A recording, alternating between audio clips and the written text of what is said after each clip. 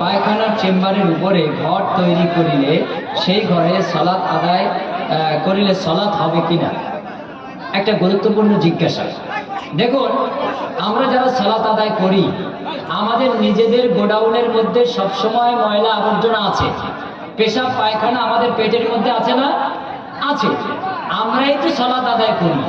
আমাদের ভিতরে যত সময় থাকে তত সময় এটা নাপাকির শর্ত নয়। যখনই আমাদের মন্দার দিয়ে পেশাব পায়খানা বার হয় তখনই এটা নাপাক।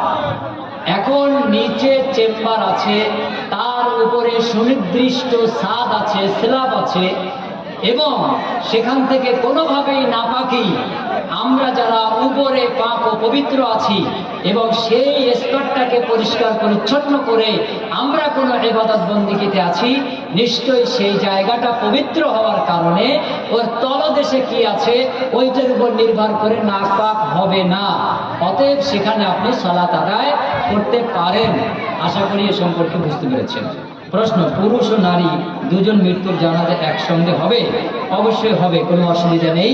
মৃত্যু, লাশ, নারী পুরুষ যেই হোক, একসাথে যদি মৃত্যু এসে দাঁড়ায়, একাধিক লাশকে একসাথে রেখে, পাশাপাশি রেখে সেইভাবে জানাজা, একটা জানাজা পড়াই বেশি সুন্নাত, বেশি উত্তম। একই সাথে 4-5টা লাশ এসে হাজির হয়েছে, কেউ নারী কেউ পুরুষ, এই 4টে জানাজা আলাদা আলাদা না করে একসাথে পাশাপাশি লাশ রেখে একটা জানাজা করা, সেটাই উত্তম। এটা কেন? এটা হলো জানাজা তাড়াতাড়ি করার্থে এই লাশগুলি আলাদা আলাদা জানাজা লেট হবে, তার জন্য একসাথেই সমাধান হবে। আল্লাহ সুবহানাহু ওয়া তাআলা আমাদের সকলকে সুমতি ও সুতৌফিক এনায়েত করুক। এই পর্যন্ত আমি আমার আলোচনা এটি করলাম। প্রচন্ড ঠান্ডায় আমি আপনাদের থেকে বয়সেও ছোট, ওজনেও হালকা,